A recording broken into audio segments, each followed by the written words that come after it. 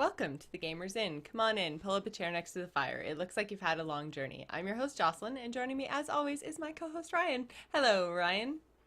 Hello. I'm here. I made it. Oh my God. That's fantastic. How are things with you this week? Today's been busy. In the pre-show, we were talking about another podcast we were going to start out called the Flooring Enthusiast Podcast. I was very enthusiastic. Yeah, we were talking about gunpowder and subflooring, and good thing we got all the exciting stuff out of the way because we're going to talk about video games. Exactly. Except for I am also have a house story for this week, which might be something that you're hearing in the background. I don't know. I really hope you're not going to, but who really knows? Our roof is leaking. Oh, right. Still. It kind of started to happen at the end of the Citadel Cafe on Wednesday. And I was like, brought the landlord in and I was all sneaking around and being all hush hush and like, but it's leaking right outside my office door. So there's a bucket and it's kind of dripping. It hasn't been dripping all day. And then it just started up again. So I don't know if the stuff on the roof is melting or what, but they cut a giant hole in our ceiling that's now covered by a plastic bag. So it's Very like high they're tech. trying to set up like the whole rainforest so you hear like dripping in the background. It's like Yeah, you're in a really. cave.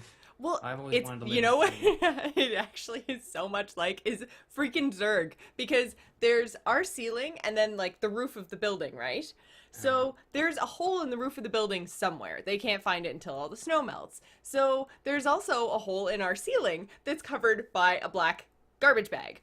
So whenever there's like wind or a draft going across the hole on the outside, the pressure in between changes and the garbage bag moves and then it goes splat, and it like rains down water. So it's literally like we're being infested right now. That is exactly. I've been playing a lot of Zerg, and I gotta admit that if you're hearing sounds like what it sounds like for Zerglings to pop out of, no, it's just that's disgusting. But I'd be worried because if a Hydralist woke me up in the morning, gotta say I would not. Bad be news pleased. bears, right? Bad news Yeah, bears. bad news bears. So I have also been playing a lot of swarmy Zergy goodness because She's holding up a box of something. What is it? I can't tell. It's Heart of the Swarm, isn't it? it is Heart of the Swarm. I convinced Joel. I said, Joel, you guys should get Heart of the Swarm. It's so great. Yeah, Um, I was so- really awesome today and went out to the mall and switched my pre-order of BioShock over to PC from Xbox and also picked up 2 copies of Heart of the Swarm. So both Joel and I now have Heart of the Swarm. Yay! Oh, good. Because I can't beat him if he doesn't have the expansion. Oh, okay. Well, I know you're very competitive, but some of the best games you can have in Heart of the Swarm multiplayer is when you're playing with your friends, not against them. I find I have more fun when I'm playing with my friends against other people. I know. But everybody's different. that does mean that I finished the Wings of Liberty campaign, and I am now probably, well, I think I just started this afternoon. I played for about 2 hours, so I'm only just started into Heart of the Swarm, but dude, I think we should go into like full-on spoiler mode, but only up until where I've played. Wait. Okay, full-on spoiler mode for what? Wings of Liberty? Yes. Of course. But, like, are you talking Heart of the Swarm as well? Just the parts that I have seen. So I am going to tell you what I have done, and then you are not going to spoil anything else. Okay, well, let's talk about Wings of Liberty first. So Yes. you had the last couple missions to go. I think just the invasion on the Earth planet, was it? Did. I had one or two. I had an invasion against the Terran because I had to play the broadcast and bring down Manx. Manx. There's. Minsk. Yeah, it. Minsk. You gotta say it like Normally I can say it, but That doesn't sound like Kerrigan. You gotta sound angry. Manx. That was kind of it. Minsk. No, that's not. That's more anime than Yeah. angry. Anyways, not the point.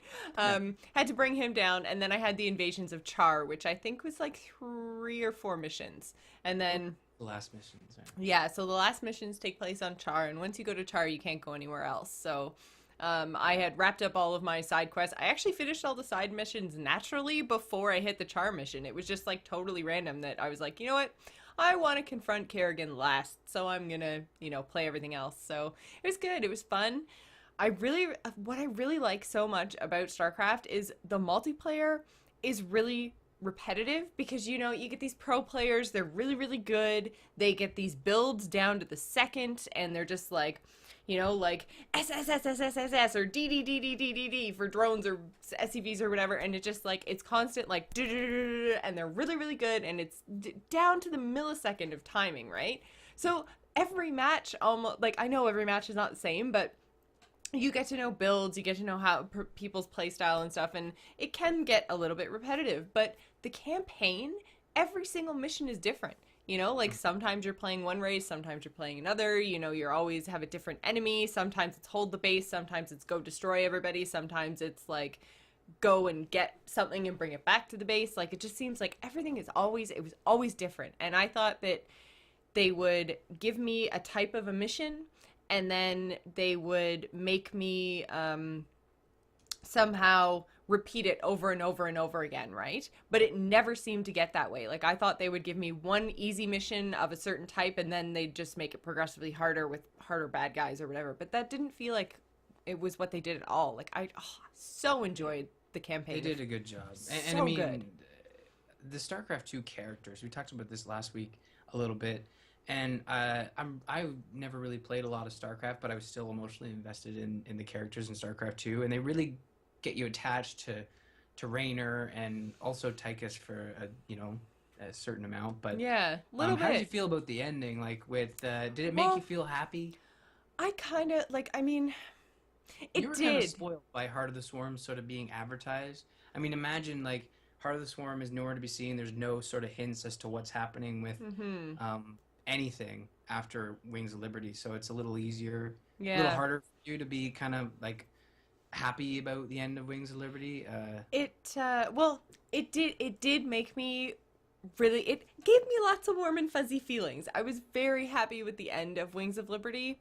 I never really, you know that something is up with Tychus the whole way through, but for some reason, no one ever comes right out and asks him. You know, you have that point where Matt comes up to you and he's like, "So we scanned him on his way back into the ship, and we know that, you know, his suit is wired for not remote detonation, but basically like they can shut down his suit from anywhere in the galaxy and kill him."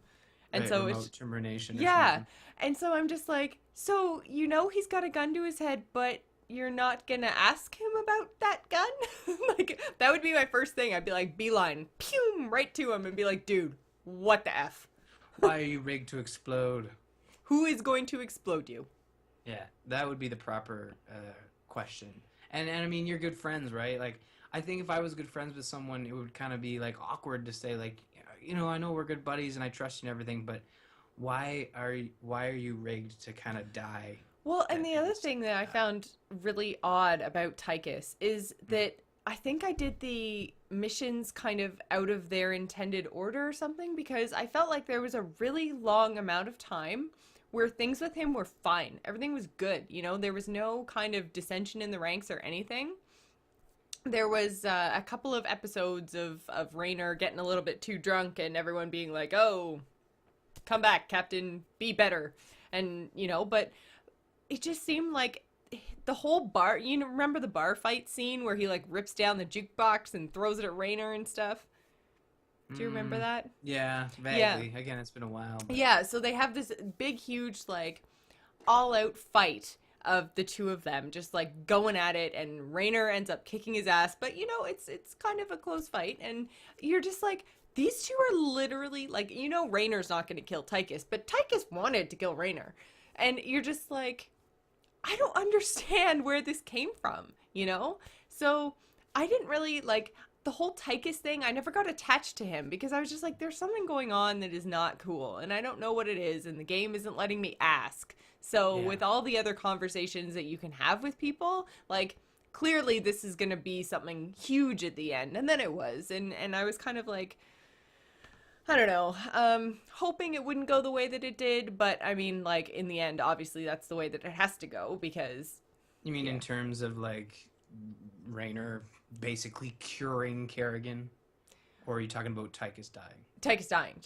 Okay. Yeah. And we did state that, you know, this is a 3-year-old game, but Yeah, but- yeah, I was kind of bummed when that happened, but then again, like the whole payoff of the guy, it's kind of cliche, but the damsel in distress is saved and the guy walks off with her in her arms into the sunset. But it's I know a that sounds cliche really for a reason. It's a cliche because it's awesome.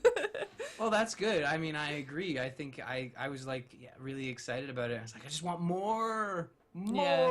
Well, then and I the had to thing wait is, 3 like, I years. didn't feel the I guess kind of stress or anxiety at the end there. Like there was no suspense because obviously with Heart of the Swarm coming out, I know Kerrigan lives, right? So in the end, when Raynor's like, well, there's Tychus and there's him and there's Kerrigan, I know who lives out of this situation. So it wasn't really, there was no, I didn't feel the moment. Mm. So I don't know. Like it's, but like I said, I still loved it. Loved Yeah. it. Like It's it was some of so Blizzard's good. best work, I think. Yeah. In my mind, their StarCraft II stuff, I think ranks as the best stuff I've played from Blizzard. All the World of Absolutely. Warcraft stuff is like a weird second. I mean, it's really great, but it's not really like the single player polished campaign stuff that StarCraft 2 is. Mm-hmm. And Diablo 3, I was never attached to Diablo, so it's sort of off in its own sort of. Yeah. It's cool, but it's a third. But in three great series, right? It's kind of hard Yeah. to kind of rank them. But no, StarCraft probably at the top for me. Definitely the Um, best storytelling. The cinematics are fantastic. Like it really draws you in and you really feel for the characters. And I mean, like Kerrigan, oh my God. I love her. Like she is such a good character. Like she's got so much dimension. She's like this she's good and evil all smooshed into one. And it's just like you can't, because you know how good she was or could be, you can never hate her. But Yeah. because she's so evil, you can never really love her. So she's this like, Well, she's a tragic anti-hero. yeah, like right? she's perfect. Well, And I haven't finished the campaign, so I don't know what happens to her, but Oh, I'm not gonna spoil it. I as was of just right saying, like, now. in Brood War, like the expansion to the first one, you sort of get. I believe it's in Brood War where you. No, it's the first StarCraft where you sort of get the idea as to how Kerrigan turns, and I think that's a key part that you might be missing in the sense that she was betrayed. You know, she was betrayed, but Yes. this awful stuff she had to go through. Like she was forced into this sort of Queen of Blades role Mhm. against her will, and just fueled by the hatred of Manx. Even in this Queen of Blades Role, state, yeah. where she's being sort of manipulated by the Zerg or the Mhm. Swarm or whatever, the Overmind. I guess you find out in StarCraft 2. They call it the Overmind, is it? The Overmind, yeah. Yeah. But which it was kind of it's really interesting the way that they took the story in StarCraft 2 and saying that like, you know, she would be the only thing that could save the universe from these hybrids, and the hybrid thing, so cool. Like really, really cool. And I think you still don't know who is like kind of controlling the hybrids. Like you don't know who is behind all of that. How far are you, I guess, so I know where to In stop? Heart of the Swarm, okay, so So we probably say to the chat room, like, this is Heart yes, of the Swarm. Heart of the spoiler. Swarm spoilers starting now. Just a little.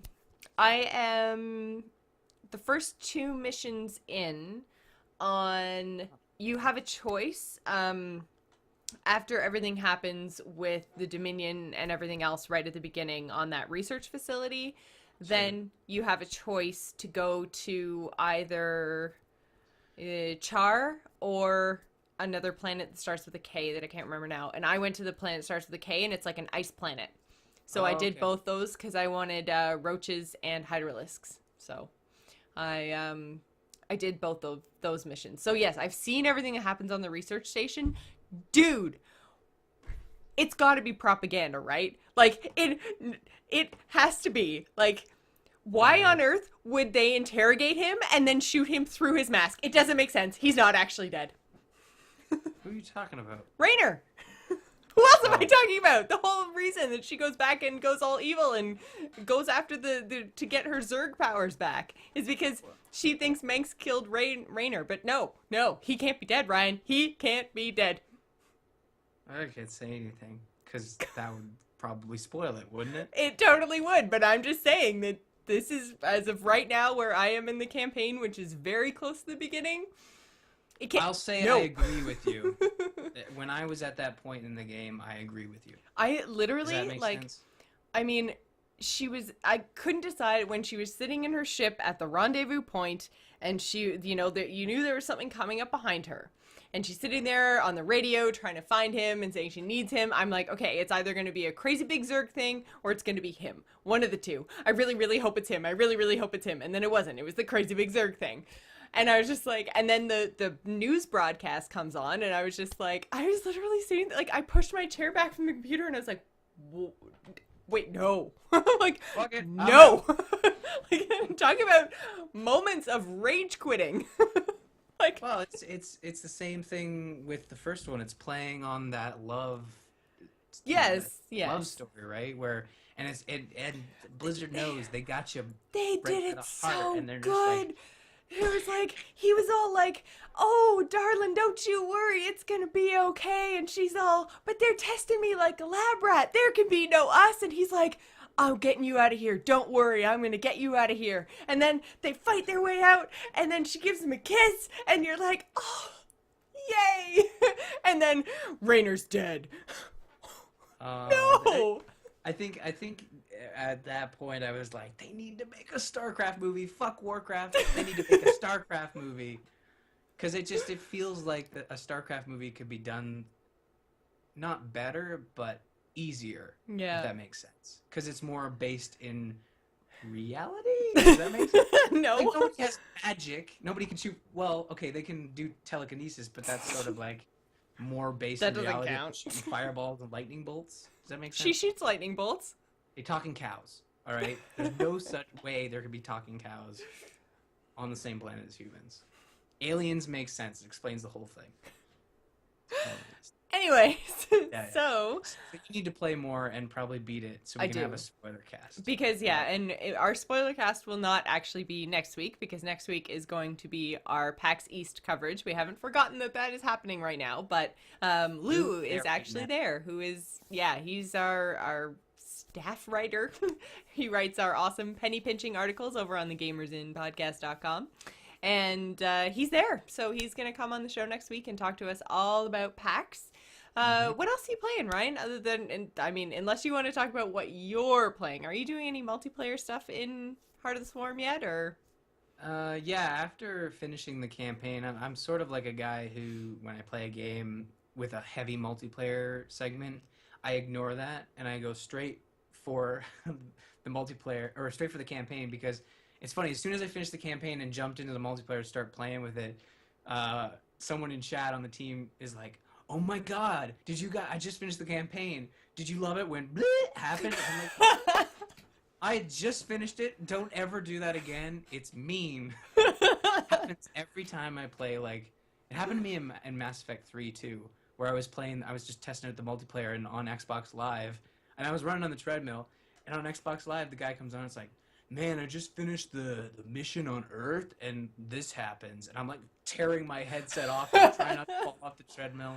Who does So that's that? why I focused on the campaign first. Oh, man. Jeez. That's Luckily, didn't happen to me this time. I was playing multiplayer. I've primarily been playing 2v2 with some friends. I played a bit with Bob, FXL dude, and I suck. I'll admit that now. Bob's a hell of a lot better than I am. Yeah. I've been playing Zerg. I have a tendency to sort of play the race that I've been focusing on in the campaign. So when Wings Liberty came out, I got really good with Terran. And then with this one, I'm focusing on Zerg, and eventually what I'll do is I'll experiment with all the races until I'm confident with going random. Yeah. Just to make it more fun. I really enjoy Terran. I've liked playing that all the way through Wings of Liberty. Now that I've started playing Zerg, obviously because that's what you play in the Heart of the Swarm campaign, I don't like playing Zerg. It's just not really. I can't remember to make weird units that fast. Like I keep forgetting to go back and make things, and I know I can hotkey stuff and all of that, and I obviously I know it's doable, but I feel like they're so expendable. Zerg are so squishy. So I don't know. It's I definitely enjoy Terran. I think I enjoyed Protoss the most, which is what I really want to get into. But I mean, Protoss is so difficult, right? Because you only have those couple of whatchamacallits. Um, Air units? I no, don't know. missions. You only have a Oh, couple I of see. missions available to you in the Wings of Liberty Chance. campaign, so you don't get a whole lot of chance to practice with Protoss. Although with the new multiplayer mode, they do have the whole awesome practice type play against the computer, play unranked, all that kind of stuff. So I'm going to mess around with some Protoss. I have a friend that I think I might do some 2v2 with, and he's going to be Terran and I'm going to be Protoss, and we're going to take the world by storm. Are you talking about Joel? No, actually, no, Oh, Terpster. I was gonna say, well, now Joel's all jealous. Because he plays Terran, doesn't he? I don't know. Actually, yeah, that's true. But yeah, Joel and I, obviously, we play 2v2 as well. But I think, see, Terpster's going to be my throwaway team. I'm just going to be Protoss and it doesn't even matter. And then I'll do my Terran. Will Is be. he good then? Is that what you're saying? He's Huh? really good? Oh, He's I really don't good. know. Well, I would think if you're practicing, you would want a really good person on your team to kind of. Oh, that's That's true. what I did. As I was learning Zerg, I had a really good teammate that would counterbalance my lack Crappiness. of units. Because you hit it right on the head there. That the Zerg, you either forget to make a bunch of units or you forget to make all your workers. Hmm. Because as you're building buildings, you're losing workers, right? So Hmm. in the start of the game, you may have like 20 workers, but then by the end of the game, if you forget to replace those workers, you got like 5 on your gold mine. You're wondering why you're constantly hitting 0 Yeah. minerals. So it's That a is weird never, thing. ever a problem I ever have. Oh, in multiplayer, it will be because man, your opponents really love to take out your expansions. So you Yeah, gotta be that's careful. true. That's That's the true. first thing they'll do is they'll go after your expansions and try to split your army up. And I'm by no means an expert StarCraft player. I've just been killed a lot. So You're an know, expert in dying in StarCraft? yeah, I'm an expert in losing. So if you want to know what's gonna What happen, everyone's doing to kick your ass, then. I don't know why I can't get better if I'm so good at losing, right? You would think that you'd have it down to a science and you would know exactly what everyone was going to throw at you because it's happened so many times. Oh, but I've lost a couple matches where it's just frustrating because I don't know if you've ever been cheesed before in a multiplayer game. It's Yes. yes, That okay, you happened know. to Joel and I in our first 2v2 ranking game. Okay, And it was someone with Protoss. It was a Protoss and Terran team. okay. And they just like went straight for siege tanks, put siege tanks right at the bottom of our ramp, and then had a pylon and were just like warping in random crap, and then built a base right on our where our natural would be. And I was just like, oh my god, like this isn't even, I mean, technically I know if you can do it then it counts as a strategy, but Yeah, oh my god, like that is it, not a longevity strategy. Like if we had wiped it out, then that would have been it for them. The game would have been 5 minutes. We ended up winning, and it ended up going like literally an hour and a half, which a multiplayer match in StarCraft II should never go that long. you know, like 20 minutes is usually a good around time. But like that's a good point. Like cheesing is sort of like a risky move where if it doesn't work, you're usually crippled because you put so much time and energy into like a specific tier. Like with Protoss, one of the worst is they'll sneak a guy because usually when you scout, you send a worker and the worker comes I in. It always doesn't really forget to bother do me. that. Well, yeah, I don't scout, I but don't scout at all. my team. That's what my better teammates for. It's like you send a drone. I'm trying to focus here again. Get my macro on. Um, but I usually see a worker come through, and I'm not too worried about it because I got to just scouting. I only made like 3 drones, so it's not like they're looking for anything good. So then later on, it's like, why are my Zerglings exploding? Well, it's because they've built like 3 Protoss towers in the corner of my base. Yeah. You don't even scout your whole base? Well, I mean, I just figure like the ramp's been taken over by my Terran buddy. I don't have to worry about it. That's the other thing with Zerg is that you can't bunker. You kind Yeah, of have that's to true. build outwards, right? Well, and that's kind of what I'm finding so difficult and frustrating with playing Zerg is that I find that like hunkering down and defending comes very naturally to me. I have a really hard time going out and trying to clear out stuff because like every single unit that, even if I know for some reason that my other dude has like 2 bases and SCVs and that's all he's got left, and I'm just, pounding away with my siege tanks. I still, like, every single unit I kill, every single base that I explode, I'm like, oh my god, he's totally gonna kill me. He's gonna kill me. Oh my god, I'm totally gonna die. Why am I even doing this? I should be back at my base. See, that's why I was just waiting for that. Your base is under attack. Your base is under attack. And then I'm just like, no. See, that's the great thing. And then I'm all the way on the other side of the map. Yeah, and this is the great thing about Blizzard's other RTS title that they put out, Warcraft 3. Whereas if you were out like building expansion or like killing creeps and stuff, they have what's called a town portal. So if someone was attacking your base and you hear that message, you just hit this town portal button, your entire army around your hero teleports back to your base. And it's one of the most satisfying things ever, just like warping out of nowhere and killing everybody. And I'm pretty sure they don't have that in Starcraft II because they would make more sense, but I feel like the Protoss, there's that mass recall thing, and I think that calls all your units back to your mothership. I think. Oh.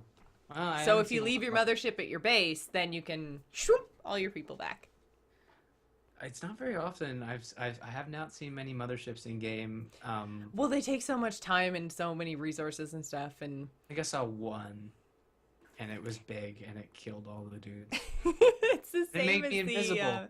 It's the same as the Terran battlecruiser or whatever. Same thing. They take so long. You have to build pretty much all the other buildings, and you have to have tons and tons of resources, and they just never really. Multiplayer games don't seem to last that long to get that kind of tech. I mean, I guess if you went straight for it, then I guess you could get it, but yeah, well, they shouldn't last that long, because if they're lasting that long, then one of you're not doing your job. Like, I think most of the games that I've lost usually happen when you just didn't attack soon enough. And if they get to the point where they have these giant ships, there was a point when if you were scouting, you could have hit them, made them weak, and then probably killed them because they didn't have enough units because they were teching up to. Yeah. I mean, Starcraft's sort of been on my mind. Like, I've been having nightmares that I don't have enough drones. Like, in my sleep, I'm getting the message like, you do not have enough drones. I'm like, shut up. I need Vespian gas. That mineral field has been exhausted. It's just, I'm glad I'm playing. Well, actually, I'm playing the most terrifying race, Zerg. So maybe that's why they're nightmares and not polite dreams where the Protoss are being like very nice about it, Oh yeah, I really like the Zerg, the kind of, what do you call her? She's the same as the Terran AI, with the face that kind of comes off and swirls all around and stuff, and the worm thing. The worm thing that comes out of the side of the ship. I don't know any of their names, because they're like Plaza and Qualza. And yeah, they all have really, really weird names. They're not easy to pronounce, like, I don't know, Matt or Jim. Rainer. Jim, thank you. Hi, I'm Jim. I'm Todd. I'm Bob. I'm Robert. Oh, okay, cool. Yeah, the most exotic was like Tosh. Kerrigan's up there. Yeah, Tosh. Ghost. But still. It's easy. Nova. Oh, wait, Nova. And then there's Minsk. Dude, I'm really having trouble with tonight. Sounds Russian to me. Yeah, I think it's probably supposed to. Yeah. Because Russians are evil, right? That's how that works. Well, at one point. At one point, yeah, I guess. When StarCraft 1 came out back in the Cold War. Jeez, Blizzard. Come on. So when are we getting Legacy of the Void or whatever? Like, I don't know. That's the first thing I asked when I and I'm not going back into spoilers. I'm just saying that's the first thing I said to myself when I beat Heart of the Swarm. It's just like, can we realistically get Legacy of the Void like in the next year and a half, 2? Not like 3 years is too long. I feel like I don't really know what is coming next for Blizzard. Like, I know that later on in the show that we're going to talk about their announcement today, but that title is very, very small. It's a small team. It's a small title. It looks cool, but it's small in scope, and they even say that in the opening video that introduces the game. So, I mean, we've got Diablo 3 is next, I guess, maybe. Maybe they'll swap it out where they do a Diablo 3 expansion than a Starcraft Well, that's what expansion. I'm saying. Yeah, is it like as far as I know, there's no WoW expansion on the way, and there's no like we have no date on the next StarCraft expansion. There's like I don't know what Blizzard's doing. Well, I I probably have to feel wait for BlizzCon to actually find that out. But Yeah, I think if we're getting this card game at PAX, then we're gonna see a WoW expansion and a Diablo expansion at BlizzCon. hmm yeah, Possibly probably. both, or just Warcraft is a safe bet because they have been stating time and time again that they want to make them come out faster, Yeah. and they have been doing that. I mean, it's not like once a year like they've been saying, but it's pretty much on par with, you know, once every other year, and they sort of like announce in cycles. So I was kind of looking back at when they announced Heart of the Swarm and when they announced and then when it came out, and the difference was like 2 years, a year and a half. So we probably won't hear Yeah. about Legacy of the Void this BlizzCon, but next BlizzCon, Mm. or possibly sometime I next would year. say probably 2014 BlizzCon. I Yeah, would expect to safe hear bet. about it. And I also think it'll come out faster because I don't think it's going to take as long as Heart of the Swarm. Yeah, I mean, I think they talked about this on. They probably talked about this on Starcast as to, and I know a couple people have mentioned that the reason it's taken so long is that Starcraft II became this esport hit, and they didn't want to screw it up by releasing a campaign or expansion. I'm sure the campaign for this one was done Oh yeah. a year or two ago, or possibly just over a year ago. So it's just It's about all balance. about balancing the multiplayer and yeah. That yeah, I think that now they know how successful StarCraft has been and how much money is tied into it through esports. And I think that they will work that into their next development cycle and it won't take as long. They're not going to build the next StarCraft expansion thinking it's just this teeny tiny little game that, it's not that big a deal. With the whole esport thing, they're going into it knowing what they're getting into. And I think that that's Right. going to make it come out a whole lot faster. This is probably the wrong person to or the wrong audience, but like us being both campaign heavy StarCraft players, like we probably wouldn't be upset if they just released Legacy of the Void as a campaign expansion and just ignored the multiplayer. You know, I would be happy with that.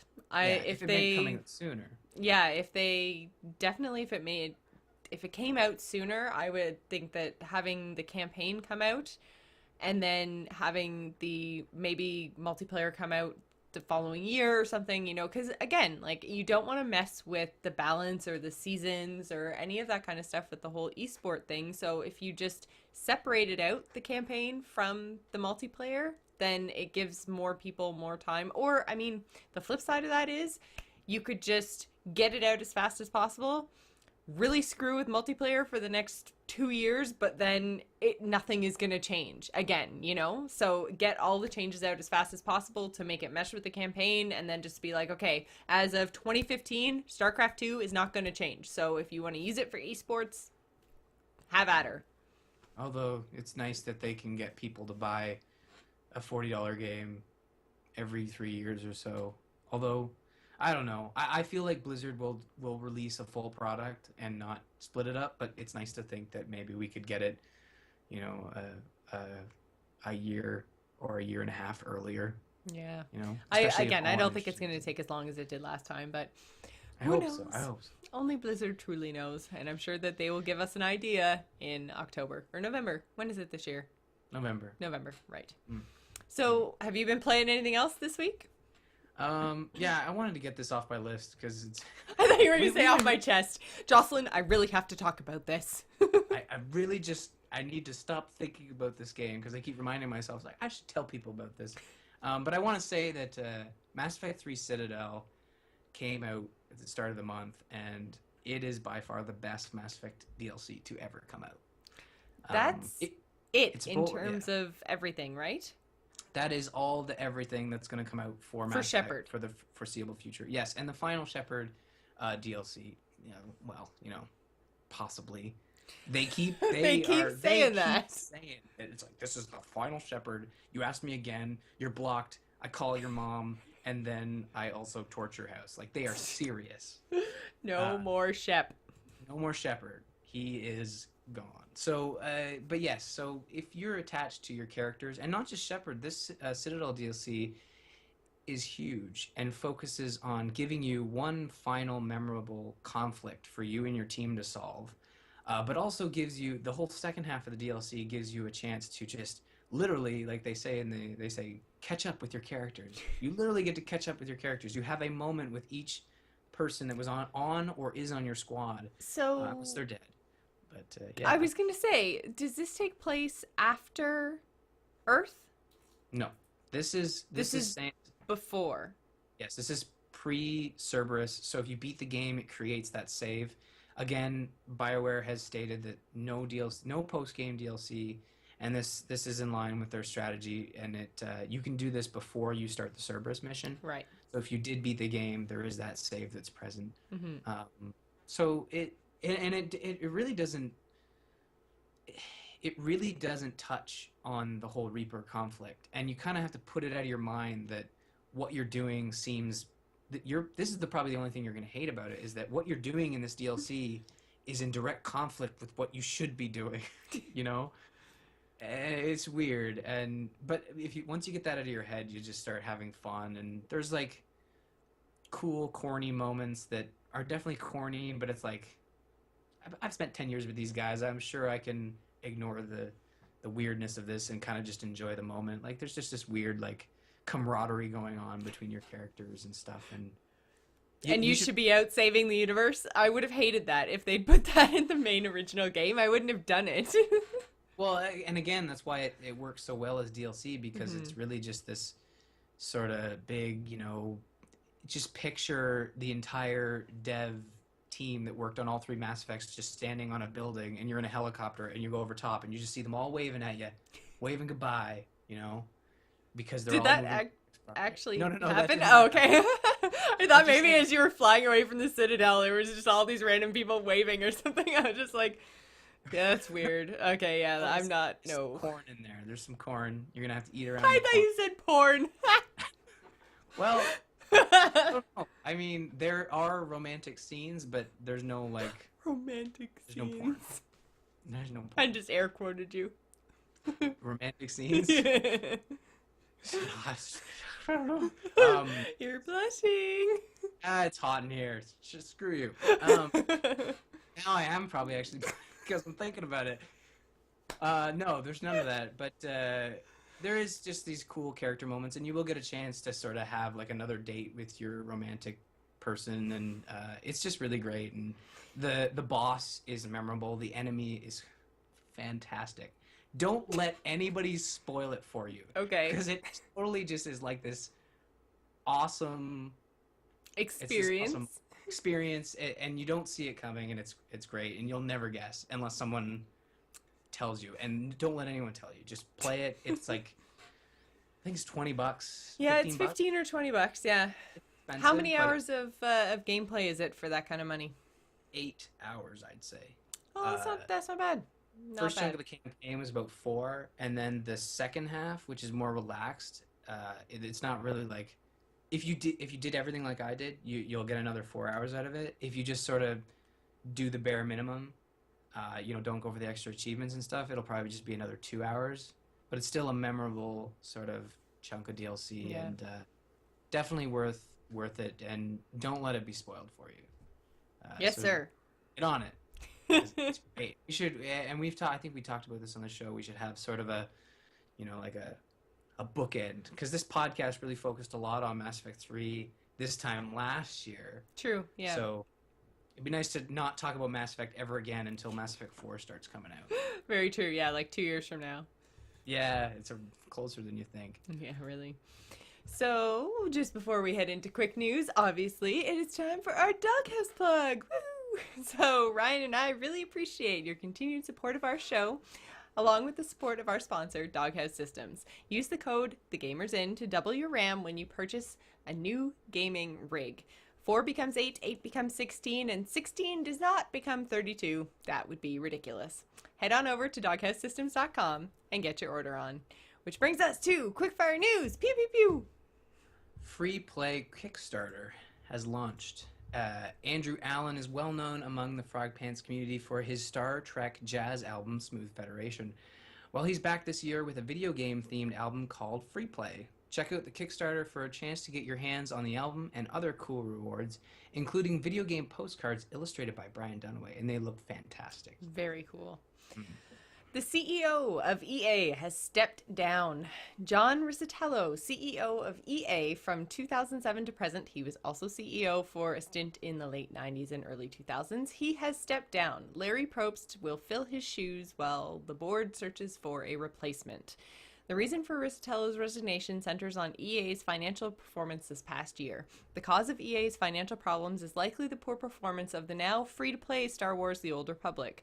The poor performance comes in spite of being the most expensive game ever made, with production costs in the hundreds of millions.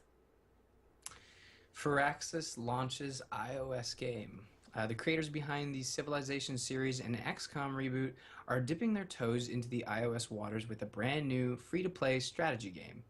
It's called Haunted Hollow and is available now in the Canadian iTunes Store.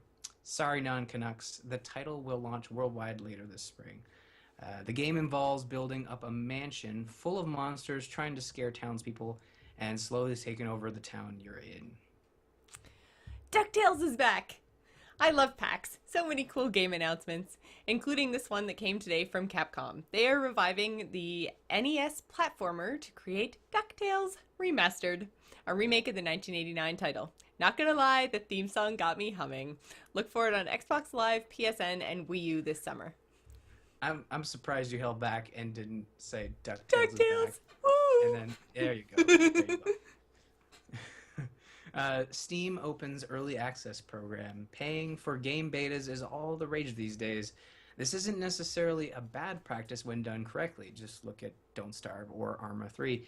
It seems Steam agrees with me as they've launched an early access program on their store featuring games that aren't quite complete but still quite playable. Looking forward to an upcoming indie computer game. Be sure to check the early access program on Steam, and you may be paying and playing sooner than you think. EA reveals your free game. It's one that nobody wants. Sorry, that was a little snarky, but it's true. EA has revealed the titles it's offering for free to apologize for the SimCity launch debacle. The portal to select a free game should be live as of today. All players who register their copy of SimCity by Monday, March 25th are eligible for the free game offer, but the game must be claimed by March 30th. So you have a whole 5 days. 1 week, people. Get on it. You have the choice of one of the following 8 titles: Battlefield 3, Bejeweled 3, Dead Space 3, Mass Effect 3, Medal of Honor Warfighter, Need for Speed Most Wanted, Plants vs. Zombies, and SimCity 4, the Deluxe Edition, which would be 10 years old. Also the better SimCity. Well, there's that too. No word on whether the SimCity issues will actually be fixed by the end of the month, but those other Origin titles should tide you over unless, of course, you already own them all. So, which one did you pick? I haven't picked one yet because I'm very angry still. You should pick... I picked Need for Speed, because all the other ones I sort of have. That's what I'm saying. All these titles are old. We went over this. You don't like racing games. Sorry. We did talk about that, didn't we? No, but it's fine. I mean, if probably Dead Space 3. I'm not really interested in it, but I mean, like, offering Plants vs. Zombies? Are you kidding me? Well, compared to Dead Space 3, if you were going bang for buck, Dead Space 3 and then pick up Dead Space 1 and 2 on a Steam sale for next to nothing. Yeah. That's probably your best bet. But, no, enough of that. New... Next Xbox requiring installation of games, ? For current-gen Microsoft and Sony consoles, it's a convenience to be able to download or install full games to your hard drive. But what if I said Microsoft would require you to install your games to the hard drive as a form of anti-piracy / anti-secondhand games? In a recent leak that includes documentation from a Durango dev kit, it was revealed that every Durango console will have a hard drive, although its exact capacity has not been chosen. It will be large enough, however, to hold a large number of games. Great. All games will be installed on the hard drive. Play from the Play from the optical disc will not be supported. Every day there is a new piece of information that strongly suggests Microsoft is going after the used game market. One can hope, if they really are, that they do this while not aggravating consumers, at least not too much. Team Fortress 2 is getting experimental virtual reality support. Valve announced today that they're adding an experimental virtual reality mode to Team Fortress 2. It will be playable by anyone with an Oculus Rift developer kit and will be released in the coming days. All game modes and classes will be supported by the virtual reality mode. In addition to all the awesome that is the Oculus Rift virtual reality mode, you also get a unique in-game Oculus Rift hat. So there's that. Of course you do. Of course you do. What else would you get in Team Fortress 2? Valve should just stop making games and just keep making hats. If they made real hats, they'd be millionaires. I think they already are. Real hats?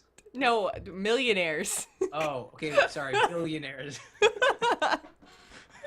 Nice. We should go to the Valve store and actually confirm. Maybe they actually are making real hats. Probably. There's the internet. I'm sure that you can get Team Fortress 2 hats on the internet somewhere. Oh, okay. Valve, you can have this one. Think a figure prints type service where you make a hat for Team Fortress 2, and then you can actually buy that actual hat from Valve. Think about it. Gold, Ryan. Billion-dollar Absolute idea. gold. Wait, they're already billionaires? $1 trillion idea. However many, add 3 more zeros to what you're currently making. Sure. That's just go what nuts. kind of an idea this is. You'll make more money than you're currently making. Which brings us to our topic of the week, which is the Blizzard announcement this morning. We're getting a new Blizzard game. It's going to be freemium, which I don't really know how I feel about. They'll do it right. I hope so. So basically, the devs over at Blizzard grew up on Magic, like Ryan and I did, and really, really enjoyed the whole playing card game thing. So they've now made their own, and it is actually very similar to Duels of the Planeswalkers. It's basically it's a computer game, it's a simulation of a card game. So you can download, I guess, like a starter game, starter packs, and the more you play, you can earn more packs, and the packs are sets of 5 cards. Or for around $1, which to me says 99 cents, you can purchase packs of 5 more cards. And it's the same sort of luck of the draw as if in a real life, hard card game. What am I thinking? Real life tangible cards as opposed to virtual cards. Same thing. You buy a booster pack and it's just totally luck of the draw. So same thing will apply to the Blizzard game. And yeah, it's called Hearthstone. And it actually looks really cool. It's a really small dev team. They said it's small in scope, but they wanted to keep Blizzard's quality of product like the same, but just a smaller scope of the game. And it looks pretty cool. I like it. What do you think, Ryan? Are you excited about this? I've always been a fan of card-based games, and I've just never been able to get into the video game card-based games. Yeah, I really, really struggled with playing Magic. We were talking about it, I guess probably about 4 or 5 shows ago now, and I tried Duels of the Planeswalkers, and I loved Magic growing up, but for some reason, I think just the animations were too quick, or something about it. It just I got confused really quickly, which never happened when I had the actual paper cards right in front of me. So I don't know. The Blizzard game looked not easy. I don't want to say easy or simple because it didn't. It still had they say that their deck is gonna have or their library, sorry, is gonna have over 300 cards. All different characters you can play. They've incorporated it. It's based on Warcraft, so it's called Hearthstone Heroes of Warcraft. Is that what it's? Yeah. Yeah. Yeah. So it's based on the Warcraft universe.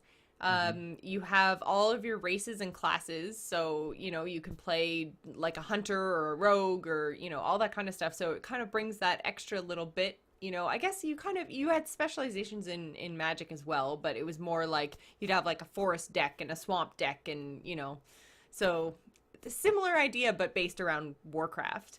I think they're going to do it well. It's pretty much the same model as Magic, the computer-based card game. because Magic, you can buy their booster packs for, I think they're like 250 or something, but you get way more than 5 cards. But Right. similar idea. I think the base game costs you 10 or 15 bucks, and I mean, God, I think I got the base game on the Steam sale for $1.50. So Yeah, I think the best part about this announcement is that we know it's Blizzard. We know it'll be a competent sort of free to play game that will capture our attention. And people are, even the dev team is saying, I know it's kind of, what's the word I'm looking for? Conflicting to hear the dev team say, "Oh, we're playing it, it's amazing, we're playing it all the time," you know. But we know it'll probably be great because it's Blizzard, and I know they just have a great track record. And it spells great future for what Blizzard could be doing on future iOS titles and future sort of these small projects. And I mean, even in this article we have linked in the notes here, the dev team says, you know, it's coming out not Blizzard soon, but in real life soon. which made me laugh.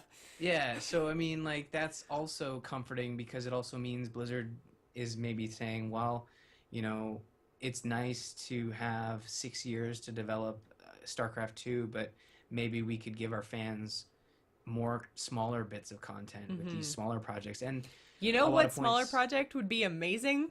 What's that? Battle Pets on the go. Come on, Blizzard. Yeah, get on that. Like, we need to make this project successful in order for them to say, it's like, there's also a gold mine on in the mobile world, on mobile platforms. And exactly. Yeah. Well, because that is one thing, is that, you know, Blizzard titles have, with the exception of the Armory, have always been available on PC or Mac, but now it's going to be PC, Mac, and iPad, which is cool. So the beta sign up is live now. The beta will be this summer, and then the timeline, I think that Financial Post threw out there, is probably late 2013. So I don't know if that's actually confirmed by Blizzard or maybe just a rumor going around PAX, but maybe we'll hear more next week from Lou. Oh man, late 2013 sounds so far away. I don't even want to think about it. We're just getting out of winter. Late 2013 is like 6 months from now. Don't say that. It's like you're just taking, it's only March. You're taking 2013 and tossing it aside for some reason. Hey, 2013 still got some good months ahead. But see, we've got like, you know, a good 2 weeks left of the really amazing March releases. Not even 2 weeks. 1 week left of March releases. And then we can just smoosh all of the summer together because nothing good is coming out in the summer. And then we get our good fall releases. So just like cut that 6 months out of the year. It's fine. You know what? It's as much as it pains me to think I want to skip June, July, and August. There really isn't a lot coming out after March. Is sort of this. March was huge. Is huge. Buster, and then April. Okay, well, I mean, I'm a little biased because I'm sure Pikmin 3 will come out at some point in those months. But other than that, I'm trying to think. I mean, Saints Row 4 in August. Yeah. It's not like a big tentpole game, but it's still like the only game I can think of. Tentpole game? Yeah, do you not know that term?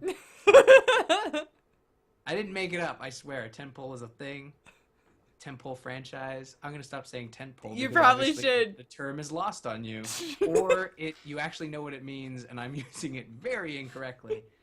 Oh no! The 12-year-old Jocelyn brain is making a pitching the tent joke, and it just It was Saints Row 4 that threw you off. I think that probably led you to that sort of thinking. Probably. That's a good point. You know what? I could go for some Wind Waker HD. So let's just fast forward. Fast forward. That's all I'm saying. It's late 2013. Gonna be good. So yeah, next week we're gonna have Lou on to talk all things PAX, which is gonna be fun. And then also Tuesday we have BioShock is coming out. What? No, I know that. I know. I'm super excited. So I'm gonna get the PC version. It's gonna be amazing. I'm super excited about it. I mean, I have all this Heart of the Swarm campaign that I'm gonna have to play Sunday and Monday because it's gonna have to be done before I get BioShock on Tuesday. Do you have Tuesday off at all? Or I am off preload? Sunday, Monday, Tuesday, Wednesday. I work Thursday, then I'm off Friday, Saturday, Sunday, Monday. So wait, you have Tuesday off, so you're preloading. Wait, no, you switched your You switched your pre-order. Sorry. So you did pre-order from EB. From EB, yeah. Oh. See, I've been doing this thing. I did this with Tomb Raider. And it's sort of like cascaded into this like stay up late every night now on a weekday. But with Tomb Raider came out and I preloaded it, so I was like, yeah, I'll stay up till midnight, play for an hour or so. Mind you, it's a PC game, so you have to spend like the first hour getting the settings right. I know my computer is still pretty awesome, but not as awesome enough to run newer games like on perfect. But yeah, I ended up staying up till 3 trying to play Tomb Raider. That's Nice. why I took Tuesday off. So if I did end up staying up till 3, setting up BioShock, I can still play it. I see.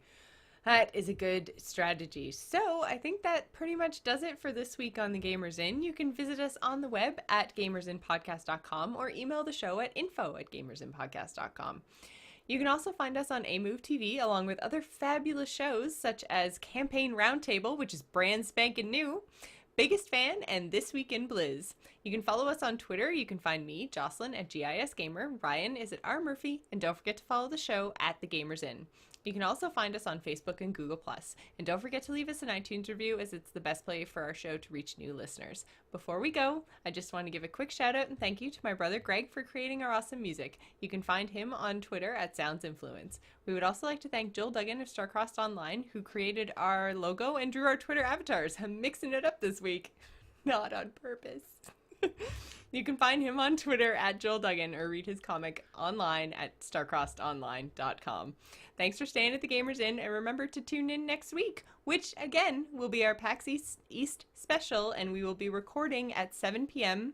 Eastern Time on Saturday, March 30th, because our regular night is a holiday. It's Easter. So, yeah. Thanks, guys. See you next week. Bye.